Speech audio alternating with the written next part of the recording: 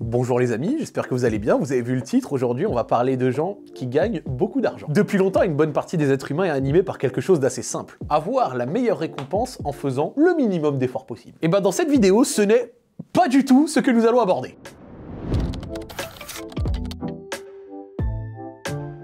Aujourd'hui, nous sommes dans un thème totalement différent. Le thème des travailleurs, le thème de ceux qui se butent à la tâche, le thème du travailler plus pour gagner plus, comme l'a dit un jour un homme sous bracelet électronique et peu respectable. Travailler plus pour gagner plus, pas pour gagner moins. Car aujourd'hui, on va parler du phénomène du FIFO.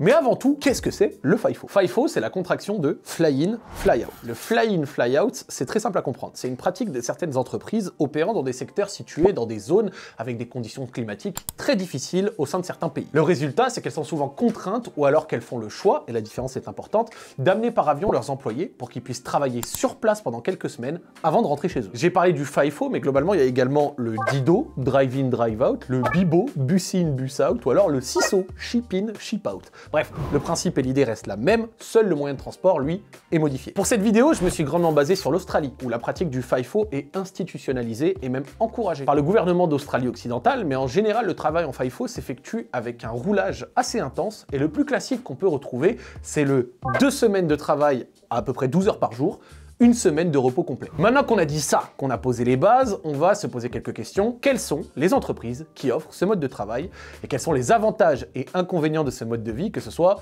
pour les entreprises ou les salariés? Au niveau des entreprises, on va pas se mentir, c'est assez simple. Globalement, ce sont des sociétés qui opèrent dans les secteurs énergétiques ou miniers, et plus particulièrement dans certains pays où les gisements et les mines peuvent être situés dans des endroits à la chaleur ou alors au froid extrême, désertiques ou très enneigés, bref, où il est difficile de vivre et où il n'y a pas réellement de vie établie autour. Ces entreprises bénéficient du système du FIFO de plusieurs manières. Premièrement, d'après un papier publié au début des années 2010 par la société australienne d'extraction de minerais Fortescue Metal Group, leurs estimations d'économie entre un salarié classique travaillant à plein temps à la mine mais rentrant chez lui le soir dans la ville d'à côté, un employé en FIFO qui viendrait, dormirait sur place, travaillerait puis repartirait, sont de l'ordre de presque 100 000 $ australiens par an. Deuxièmement, le rythme de travail demandé est supérieur. Les employés dorment sur place, ils travaillent donc beaucoup plus et beaucoup plus longtemps. Pour certains, une partie de leur paye est même indexée sur les résultats. Ils sont astreints à une productivité énorme. J'ai trouvé par exemple des témoignages sur Reddit de foreurs qui parlent du fait d'être grandement rémunérés selon le nombre de mètres forés à la journée. Conséquence de ça,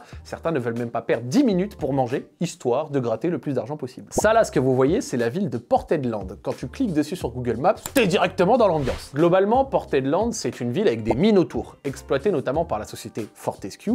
Et ben d'après leurs calculs, en optant pour le FIFO, la société pourrait économiser jusqu'à 30 millions de dollars par an sur leurs 300 employés qui résident à Port Hedland à l'année et se rendant à la mine de manière journalière par rapport à des employés en FIFO. Donc la première motivation pour les entreprises, elle est évidemment de l'ordre économique. Bien que les salaires soient assez élevés pour les employés en FIFO, et on va en parler, parce qu'ils sont boostés par tout un tas de primes d'éloignement, d'heures supplémentaires, travail de nuit, etc., la société s'en sort largement. Dû au fait que les employés, comme je vous l'ai dit, dorment sur place dans des préfabriqués, ce qui coûte moins cher qu'une vraie aide au logement par rapport, on va dire, à l'immobilier classique australien, et ces derniers travaillent plus longtemps, notamment en Australie, pays où les employés ont un droit du travail qui ne les protège que peu.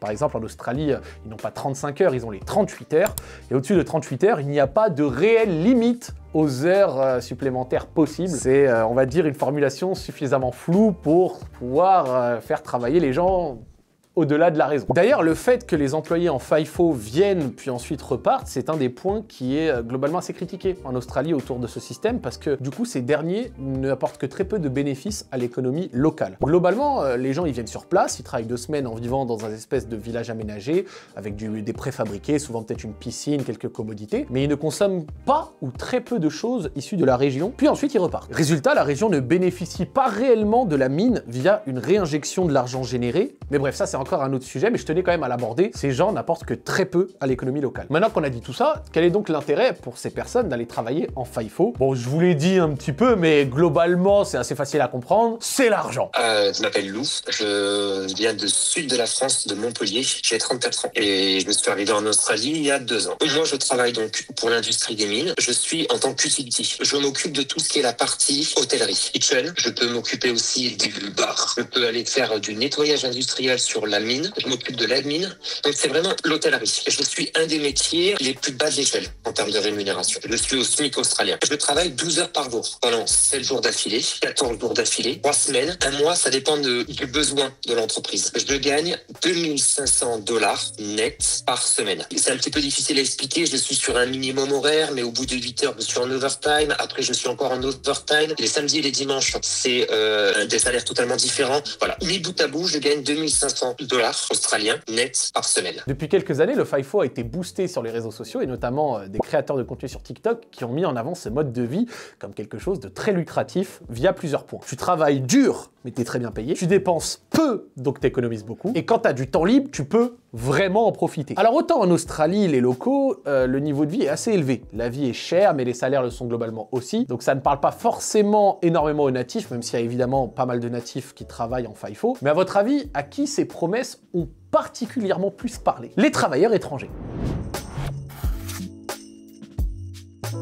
Donc moi, Maxime, je suis français, j'ai 28 ans. Si je parle de mon expérience, moi je suis parti au Canada de 2021 à 2023. Donc quand j'avais 25 ans. Et maintenant, voilà, j'ai repris mes études, je suis étudiant. Pour ma part, moi, c'était plus le secteur cuisine. Je faisais 4 heures du matin, 20 heures le soir. Donc c'était un gros shift avec des 2 heures de pause et 3 heures de pause. Mais voilà, c'était un shift assez dur. Après, ils m'ont dit que ce poste-là, comme c'était un poste Covid, il risquait d'être supprimé une fois que le Covid serait réglé. Donc je suis allé en plonge. J'ai un petit boulot, mais au moins stable. J'ai fait plonge, après j'ai fait plonge de nuit, et après j'ai fait responsable plonge. Mais l'air de rien, c'est une ambiance assez familiale, c'est une bonne ambiance de travail. Mais voilà, sincèrement, moi j'avais un salaire quand même correct. L'avantage de la mine, c'est que les salaires sont vite corrects. On fait beaucoup d'heures. Moi j'étais à 77 heures la semaine, donc 11 heures de travail par jour, 77 heures la semaine, et pendant 21 jours de travail, 21 jours de repos. Et en fait, plus c'est éloigné, plus en gros tu peux partir loin. Tu peux partir 42 jours, par exemple, avoir 7 jours de repos. En fait, les rythmes sont totalement différents d'un site à l'autre. Les 14-14 existe aussi au Canada. Moi, c'était 21-21. Ceci est un article qui montre que la région d'Australie occidentale, donc du coup à l'ouest de l'Australie,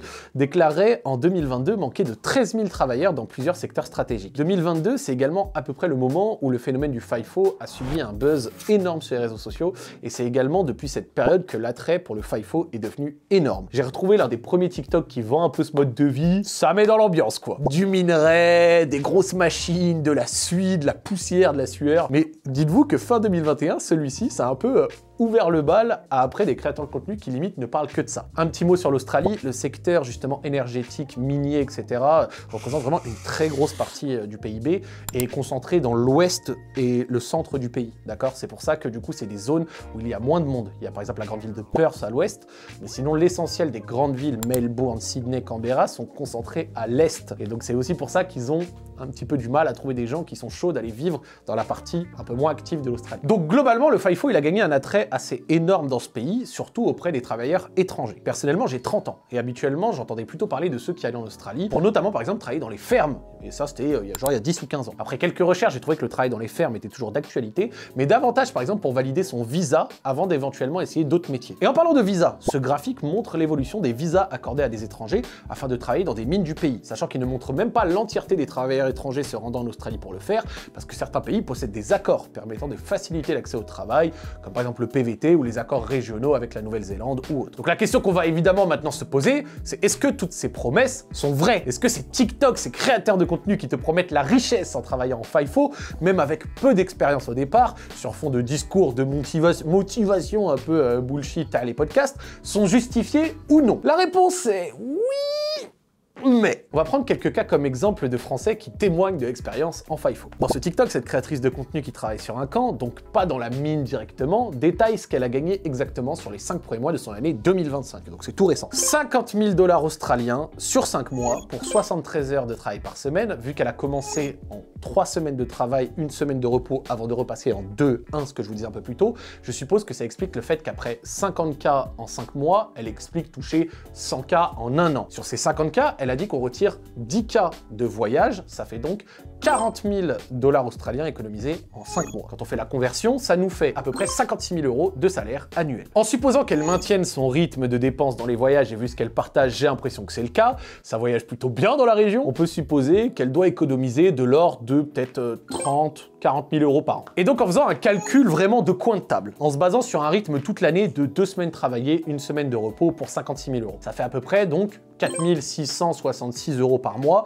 pour 38 semaines travaillées, 14 de repos. De ces 38 semaines à 73 heures de boulot, ça nous donne donc à peu près 2774 heures travaillées sur l'année, sans compter les allers-retours en avion, mais vas-y, on va se focus que sur le boulot. Ça nous fait donc un total à peu près 20 euros de l'heure en étant logé et nourri sur les 2 tiers de l'année, ce qui permet donc de coffrer fortement. Je précise que c'est un calcul de coin de table, qui doit pas être totalement exact dans le sens où elle précise elle-même, par exemple, qu'elle a déjà fait un mois en Polynésie, mais l'idée c'est surtout de pouvoir se situer, même si c'est pas exact, à l'euro près. Donc pour le salaire, le premier emploi, distribution à la cantine, j'étais à 18,40 $ de l'heure. Après 2 nuits en plonge, j'ai eu $1 de plus par heure, donc à 19,40 $. Quand j'ai été passé responsable, j'étais à 21,45 $ de l'heure. Donc ça c'est en brut et c'est uniquement pour les heures régulières, donc les 40 premières heures. Après de 40 à 77, c'est en heures supplémentaires, donc il me semble 1,5 fois voilà, le salaire régulier. Donc on va dire sur un bilan en net, au Canada c'est une paye toutes les 2 semaines. Pour une paye de 2 semaines, j'étais à plus de 2000 $ net. Donc on va dire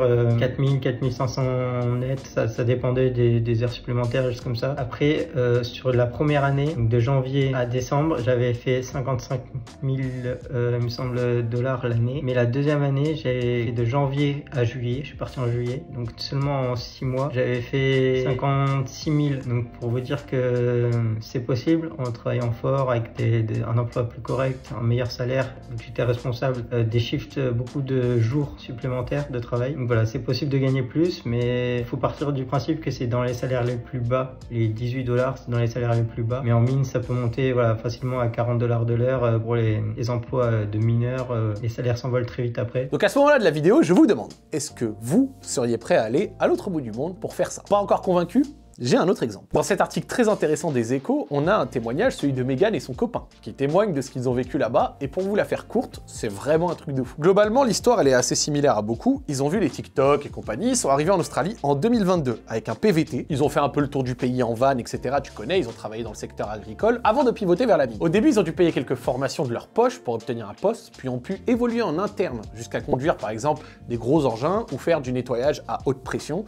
Et le résultat, il est sans appel. En 16 mois d'après leur témoignage, ils ont économisé à 2 l'équivalent de 200 000 euros, soit en moyenne 12 000 euros économisés par mois à 2, ce qui laisse supposer qu'ils étaient payés dans les 20 000 $ australiens mensuels, soit environ entre 8 et 10 000 euros par mois. Et encore, on parle en moyenne, parce qu'avec l'évolution du poste, etc., et de la rémunération, les débuts devaient peut-être se situer dans les 5-7 000 euros par mois, et la fin peut-être dans les 10-12 000. C'est une dinguerie, évidemment, ce genre de somme, ça fait tourner la tête, mais c'est une dinguerie qui a plusieurs contreparties, et c'est là où on va se poser la question de est-ce que ça vaut le coup? Je pointe à 5 h du matin, donc je me réveille à 4h30. Je vais directement donc à la cuisine pour manger. À 5 h, je suis en uniforme, je pointe. Tous les matins, je suis obligé de souffler à l'éthylotest parce qu'il y a un contrôle d'alcoolémie qui est omniprésent. Et je commence mon shift de la journée.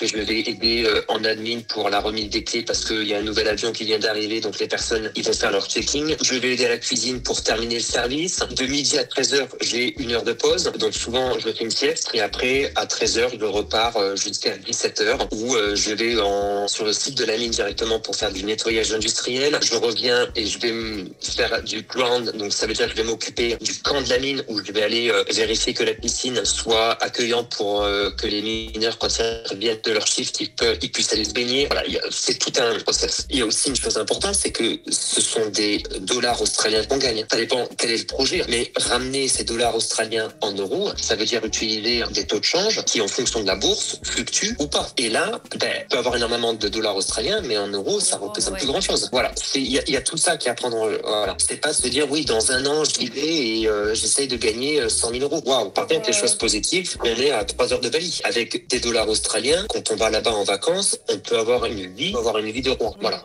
et souvent je le fais. Après mes 2 semaines de travail, j'adore prendre un billet d'avion pour aller à Bali.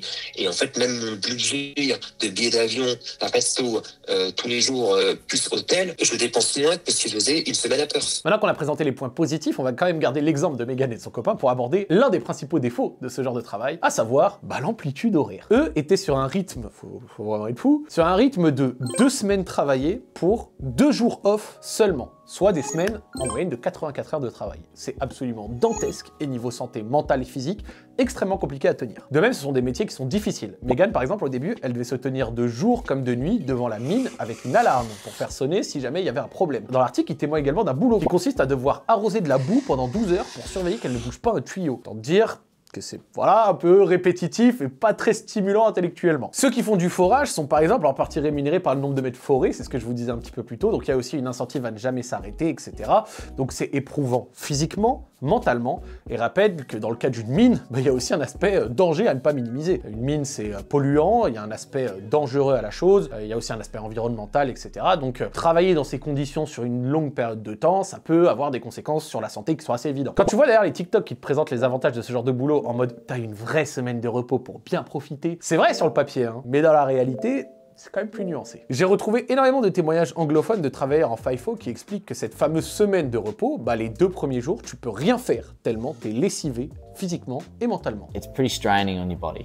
I'm not gonna lie, you're obviously out in some pretty gross conditions, you're out in some pretty hot weather, around flies, around a lot of grumpy people. Camps that are good, there's are places that have really good food, but there's also a lot of really shit camps, just sort of trading all your time for just a bit of money.